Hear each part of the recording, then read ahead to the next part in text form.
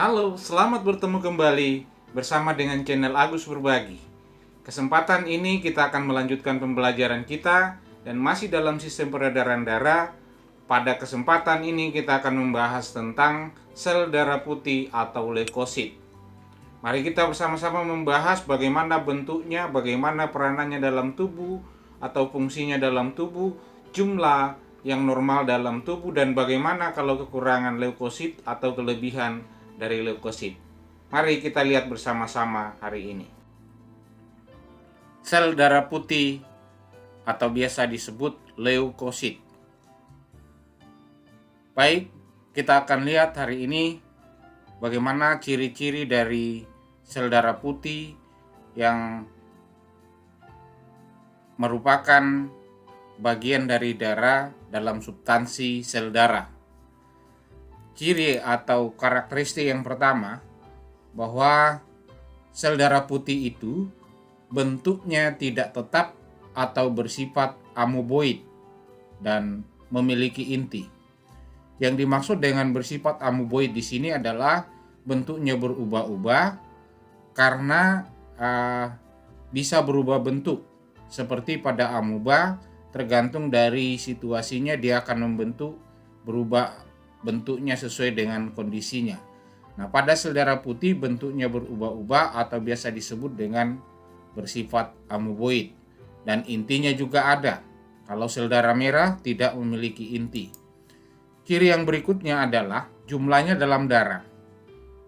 Setiap 1 mm kubik darah mengandung sekitar 8.000 sel darah putih. Ini yang kandungan yang normal. Berarti kalau kurang dari ini itu merupakan suatu kelainan, dan kalau lebih itu juga merupakan suatu kelainan.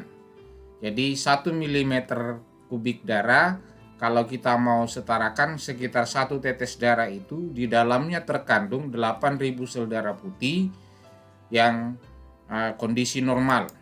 Berikut, fungsi utama dari sel darah putih adalah melawan kuman penyakit atau bibit penyakit yang masuk ke dalam tubuh.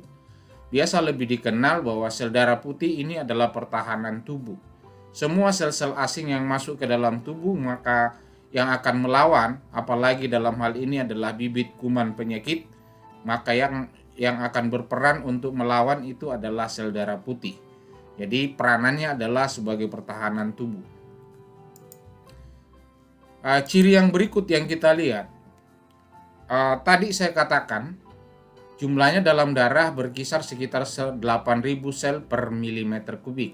Nah, jika jumlah leukositnya itu di bawah dari 6.000 sel per milimeter darah, itu istilah yang digunakan dalam hal ini itu disebut sebagai kondisi leukopenia, kekurangan sel darah putih. Nah, ini rentan terhadap bibit kuman penyakit yang masuk. Nah, jika jumlah sel darah putih melebihi normal, kurang lebih di atas 9.000 sel per 1 mm kubik, itu disebut dengan leukositosis. Istilah yang lain biasa disebut dengan kanker darah.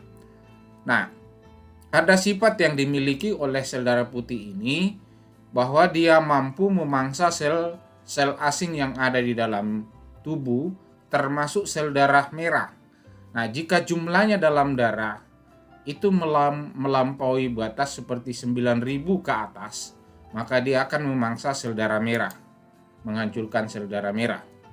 Nah, jenis-jenisnya, yang pertama itu ada yang disebut dengan eosinofil, mengandung granula. Yang kita akan bahas dulu dikelompokkan menjadi 2, sel darah putih atau leukosit yang bergranula dan sel darah putih yang tidak memiliki granula atau butiran. Nah, eosinofil ini adalah jenis sel darah putih yang memiliki granula berwarna merah. Fungsinya adalah dia berperan dalam reaksi alergi dan infeksi cacing. Jadi ketika ada makanan yang tidak cocok dengan kita atau alergi dengan kita, maka yang akan bereaksi ini adalah eosinofil. Juga kalau ada cacing yang menginfeksi tubuh kita, maka yang bereaksi ini adalah eosinofil, jenis sel darah putih. Nah, perhatikan ini bentuknya, animasi yang saya berikan ini bentuknya ada eosinofil, sel darah putih yang memiliki granula berwarna merah.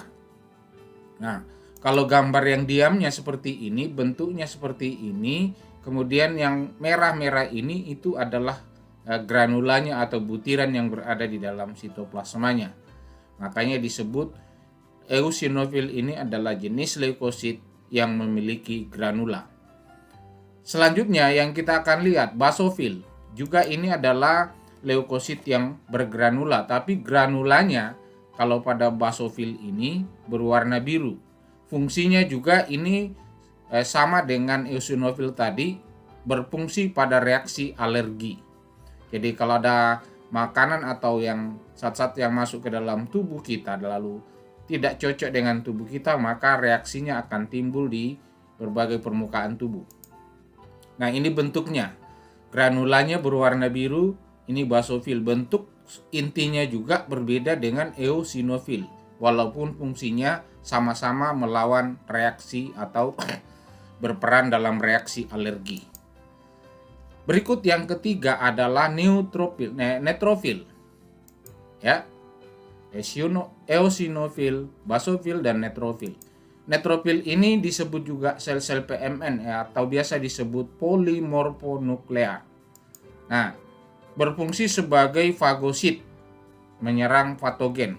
Ini yang saya katakan tadi bahwa sel darah putih ini memiliki kemampuan untuk menghancurkan sel-sel asing yang masuk ke dalam tubuh kita yang disebut dengan fagosit.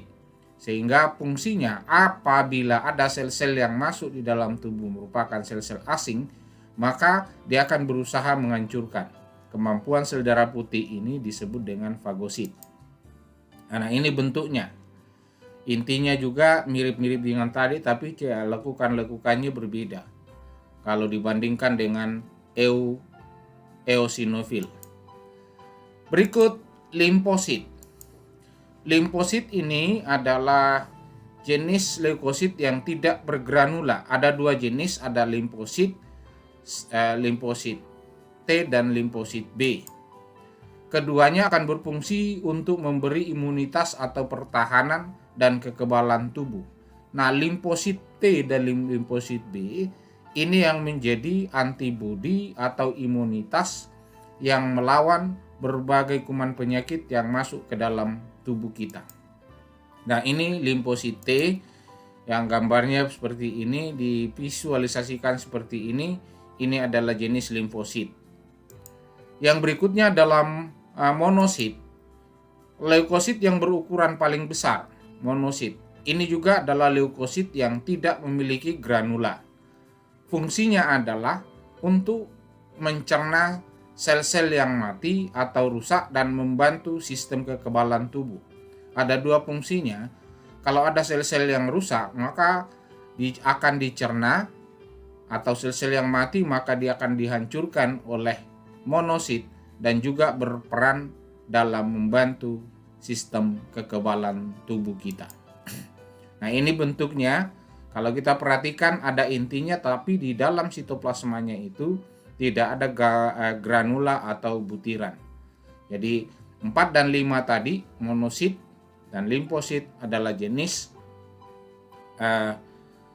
leukosit yang tidak bergranula. Demikian pembahasan kita hari ini tentang sel darah putih bersama dengan channel Agus Berbagi, dan sampai bertemu kembali bersama-sama dengan channel Agus Berbagi dalam pembahasan yang lain.